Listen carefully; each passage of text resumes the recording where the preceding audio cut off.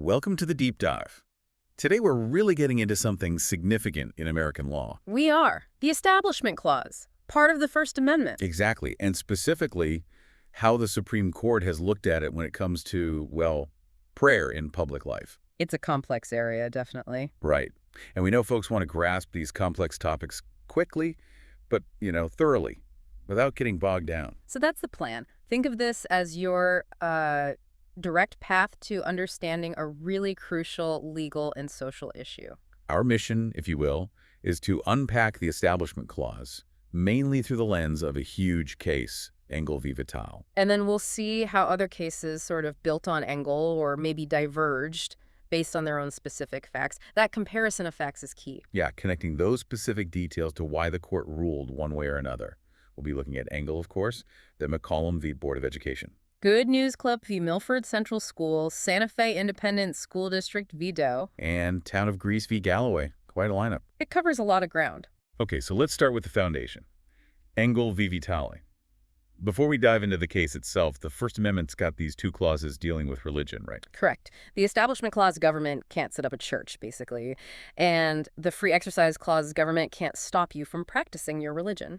But at the same time, the U.S. has always had these, well, religious references woven into public life, hasn't it? Oh, absolutely. I mean, in God We Trust, on currency, Congress opens with prayers, oaths often mention God, presidents use Bibles. Even the Supreme Court itself starts sessions with, God save the United States in this honorable court. Right, so there's this undeniable historical backdrop of religious elements in government settings. And Engle v. Vitale emerges from that context. So what were the actual facts? What happened in New York? Okay, so in New York State, the Board of Regents, that's a state body, they composed this short, supposedly non-denominational prayer. What did it say?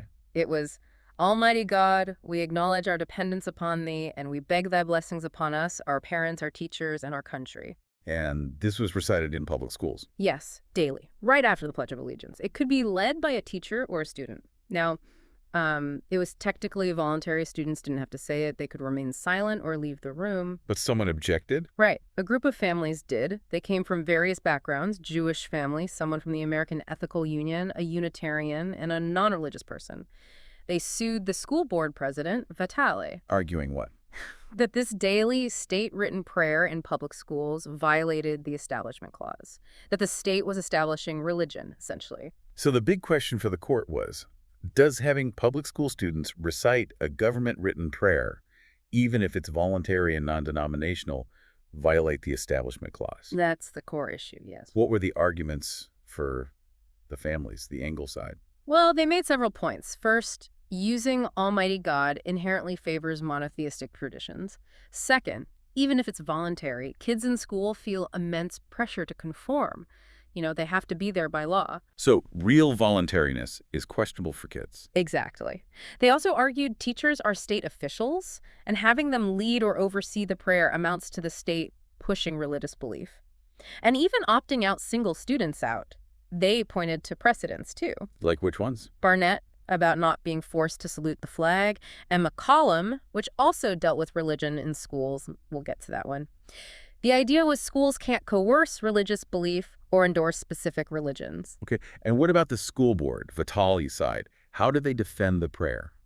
Their main angle was safeguarding the nation's religious heritage. They pointed to things like the Declaration of Independence mentioning a creator. Kind of like the historical examples you mentioned earlier. Right. They stressed it was non-denominational, not pushing any specific church. They framed it as character education, sort of values reinforcement, and they kept emphasizing it was voluntary. Did they compare it to anything else? Yeah, the Pledge of Allegiance, which says, under God.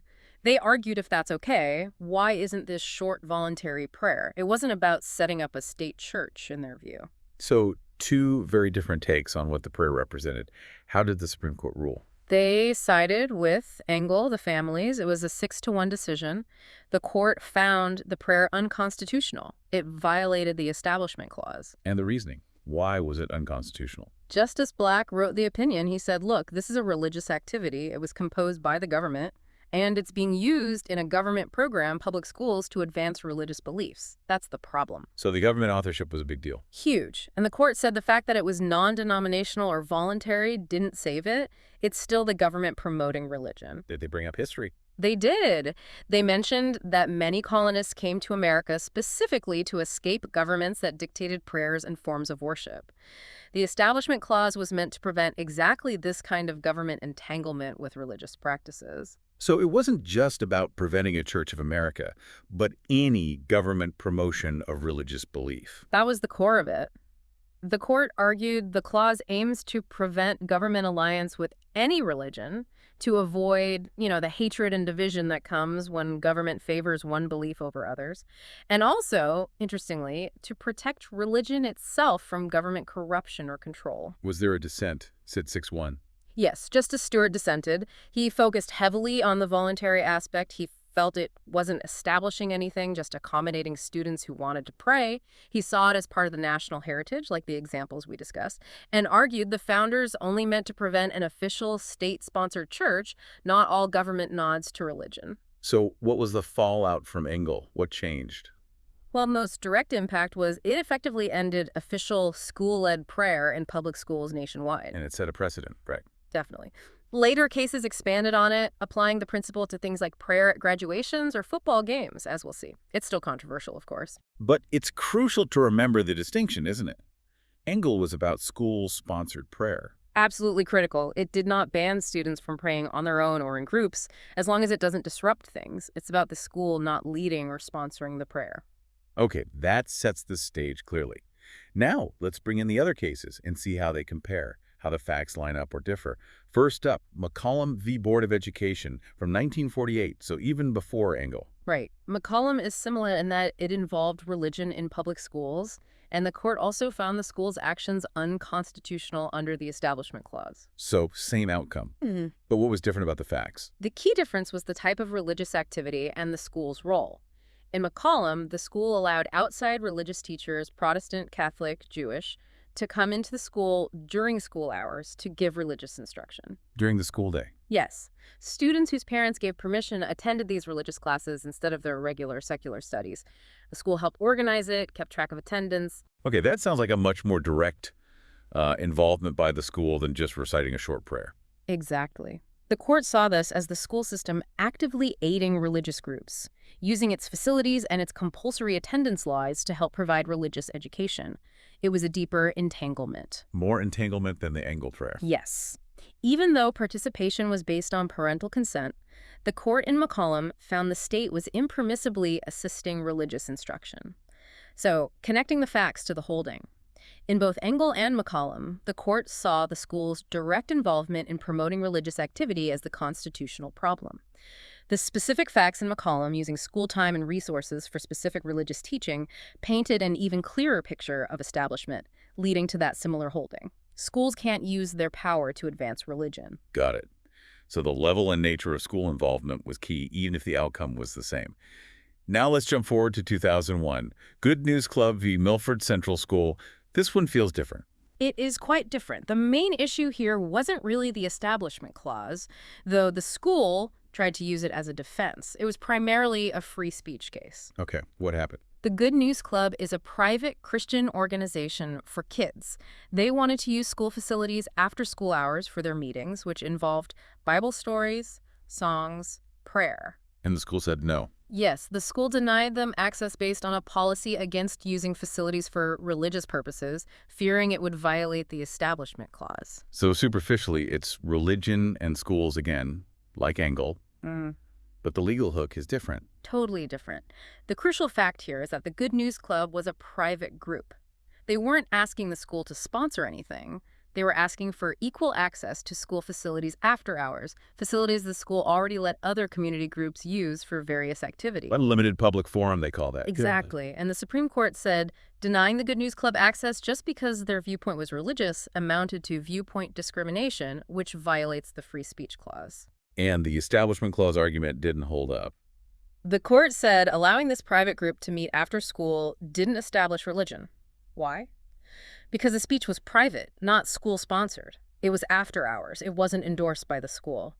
The key facts private group, after school, equal access request, distinguish it completely from Engle's school-sponsored prayer during the school day.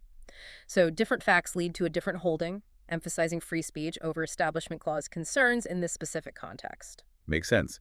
The school wasn't doing the religious activity, just allowing access like for other groups. Precisely. It wasn't school endorsement. Okay, now Santa Fe Independent School District VDOE from 2000. This sounds like it might be closer to Engle. Prayer at school events. Yes, this one is much more aligned with Engle in terms of the core issue. School-sponsored religious expression and the Establishment Clause. It involved prayer before high school football games. But wasn't it student-led prayer? I remember that being part of it. It was framed that way. The school had a policy where students first voted if they wanted a pregame invocation, and then they elected a student to deliver it over the stadium's PA system. So the school argued it was student speech, not school speech. They did. But the Supreme Court didn't buy it. They found the policy unconstitutional. Why? If students voted and a student spoke. Because the court looked at the whole picture, the facts. The prayer happened at a school-sponsored event, a football game. It used the school's loudspeaker. It happened according to a detailed school policy that the school oversaw, including the elections. Ah, so the school's fingerprints were all over it, even if a student delivered the message. Exactly. The court said this level of school involvement made it, effectively, government speech endorsing religion. It wasn't genuinely private student speech in that context, very similar to the Engle situation where the school sponsored the prayer activity. What about coercion? Football games are technically voluntary. The court addressed that too. They said, even for events like football games, there's coercive pressure, especially for students like band members, cheerleaders, players who have to be there. And even for other students, attending football games is a big part of school life. They referenced the Levy-Wiseman case about graduation prayer, noting the subtle pressures in school settings. They basically called the school's claimed secular purpose for the policy a sham.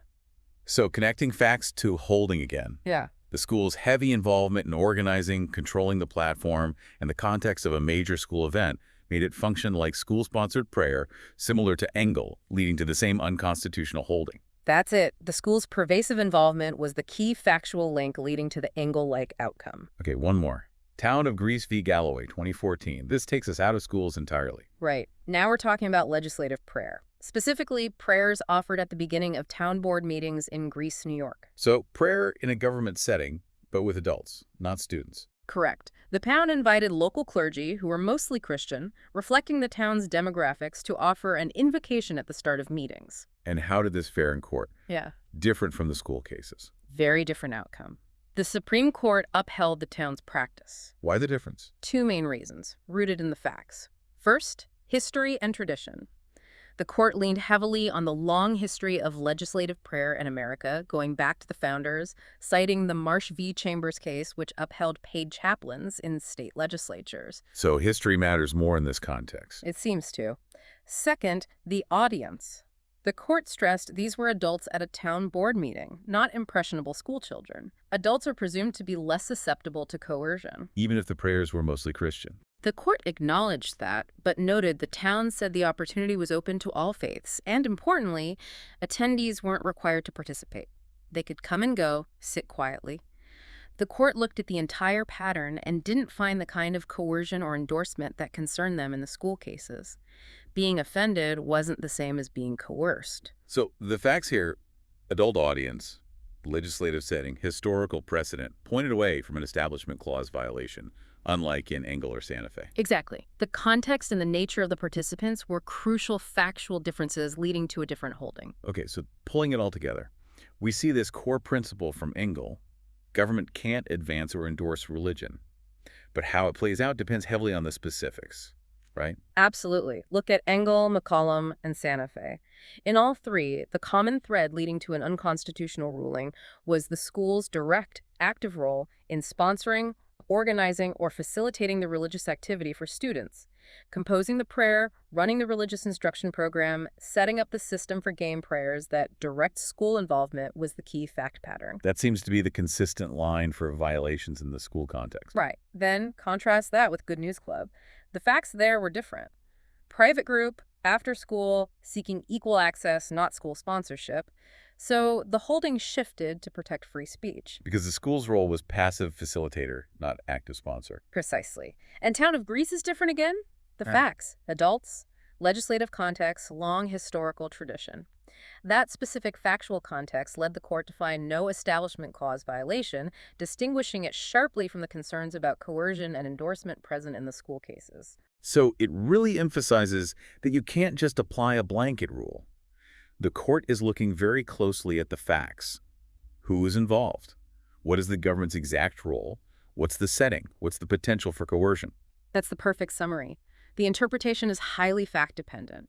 You have to analyze the degree of government involvement, the context, and the potential impact on participants in each specific situation. Well, this has been incredibly helpful in understanding how Engle v. Vitale set a major precedent, but also how its principles get applied and sometimes distinguished based on the unique circumstances of later cases. It's all about that balance and the specific facts. It really is. These cases show the ongoing effort to navigate the line between the two religion clauses and other rights like free speech. So, a final thought for everyone listening to mull over.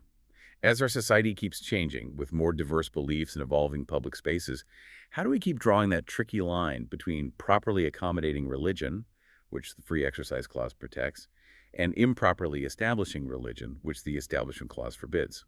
Especially considering the different contexts we've discussed, impressionable students versus adults, schools versus legislative bodies.